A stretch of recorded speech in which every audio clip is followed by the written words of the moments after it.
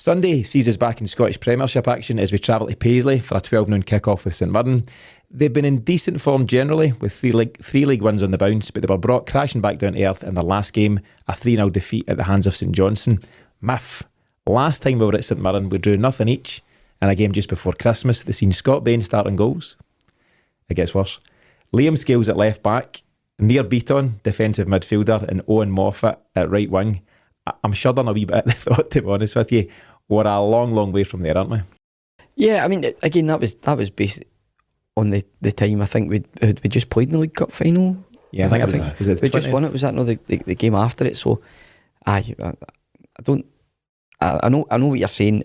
Maybe a bit harsh on the guys involved there, but that's the beauty of Angie's continual evolution of the team, is that he's just striving for better in every position constantly, and I think you mentioned Haksabanovic here potentially starting against Shakhtar. I think it's quite exciting to think he's a bit of a wild card to come in. Really, everybody's really excited at the cameos that he's produced. It would be nice to maybe see it over a 60 or a 70 minutes just to see what the end product would actually be like in terms of chances created and hopefully some assists and goals. So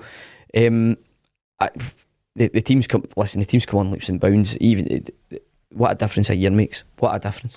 You say a year, it's 9 months, it's not even a full calendar year, and that's the kind of interesting / terrifying thing about it, Paddy. It wasn't that long ago Andrew was patching things up, putting kids in. I've not even mentioned Abada played as number 9 that day. He was through the middle, so there's a whole host of things that were going on, and the evolution of the squad, to use that term, and the various signings that have come in. Obviously January landed and we brought in 3 Japanese fellas plus O'Reilly. We've then added again this summer, and there's just such huge positive change across this squad. Oh, absolutely. I remember that game well in December. They were floating the ball into Abada, and you're like, guys, keep it low.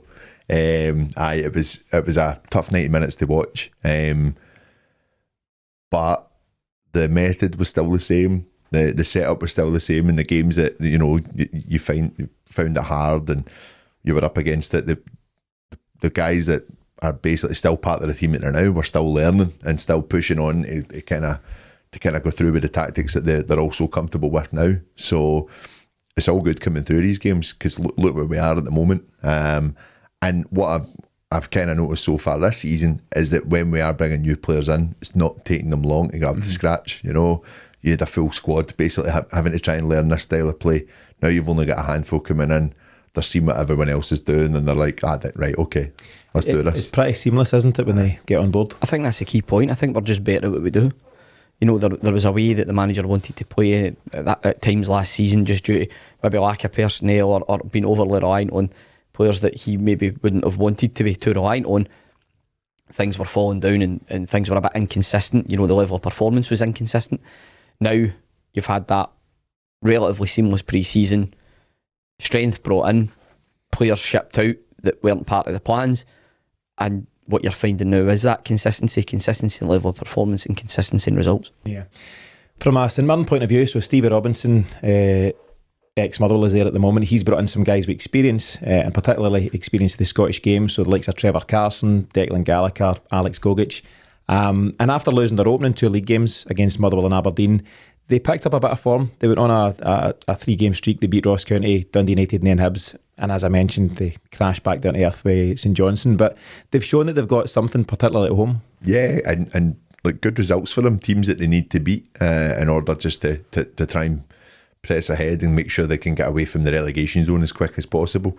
No disrespect to them there on that one, but I just think that they looked very, very strong at the start of last season under Goodwin. They had a really, really good start to the season, and then all that kind of hard work seemed to go out the window when Robinson came in, and I was a wee bit unsure as to like what they were kind of trying to aim to do, but they have seemed to have steadied the ship.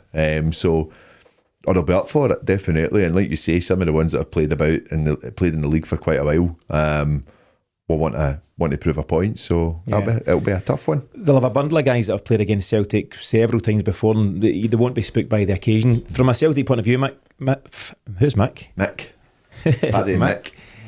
Mif. We've mentioned Haksabanovic, and the hope is that we'll see him and certainly get a glance at Oliver Abildgaard for this one, isn't it? Yes. Again, it's that you just want to see what you're dealing with. Is there any pressing need to change the team? Probably not, but I think it's an ideal opportunity because you've not played a game previous weekend, European away tie, then a domestic away tie. You'd think, or away game, you'd think that he would take that opportunity to mix it up a bit. So I would expect some form of changes, but as we know, he's not overly bothered as to whether or not he does that. He's quite happy to pick, or it seems more so this year. He's just quite happy to have that consistency in selection. Yeah, I wonder if he'll give thought to the international breaks. Obviously, we've got a bundle of guys that do go away on international duty, and I wonder if he'll consider whether players are part of that or not when it comes into his thinking. As Mif says, Paddy, there's no great need to change what's been going on. A couple of tweaks by all means, and the ongoing Abada Maeda question. But as much as we're all excited to see Haksabanovic and Abildgaard, Ange will change it when Ange's ready.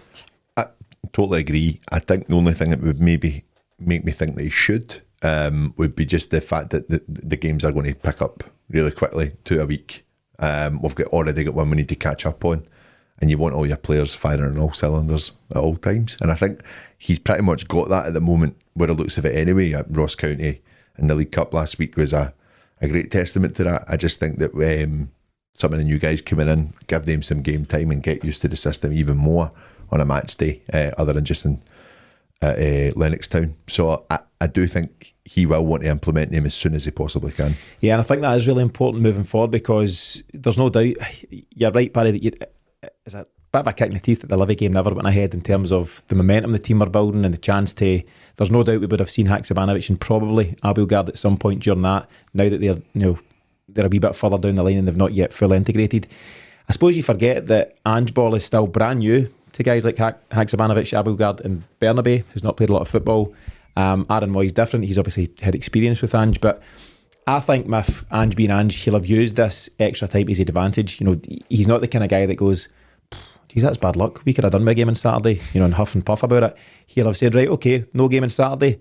This is how we're going to deal with that, and this is how we're going to train in the few days that cover it. Absolutely, that's just that is the vibe you get from him. I know it should be probably a bare minimum for your manager to be like that, but I think it just gives the fans a bit of assurance. They have a trust in the manager that the right things are being done.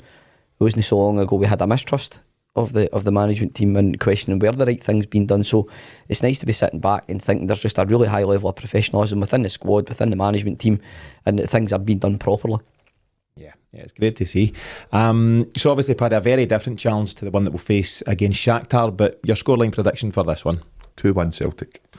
Why so neat? So we're going to Warsaw to hammer somebody 3-0. Aye. So I think that there'll be a lot put into the game on Wednesday, and I think we will see a few changes come Sunday to kind of obviously reflect that.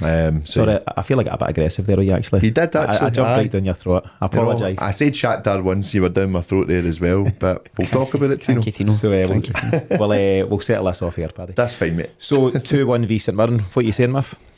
2-0 Celtic. 2-0. And again, you think there'll be changes and different things that might lead to that? Some changes, but again, I think 2-0 comfortable we win. That's what I'm home for. Yeah, I'm a bit more don't know what the word is, Mif. Maybe synergy again. Optimistic. I think 4-0 on the day. Apologies to Anne, who helps us behind the scenes in the show. She's a big Saints fan, but I just think Celtic will be too strong for them on the day. We've got too much going on and too many guys that want to make sure that they're in the reckoning when it comes to the next Leipzig game or the Madrid and the various other big challenges ahead. So I think everyone's just chomping at the bit to be involved, and I think that can only be a good thing for Celtic and the scorelines. And again, as with the Shakhtar game, you can enjoy full pre and post match shows for St Mirren over at the Celtic Exchange Plus.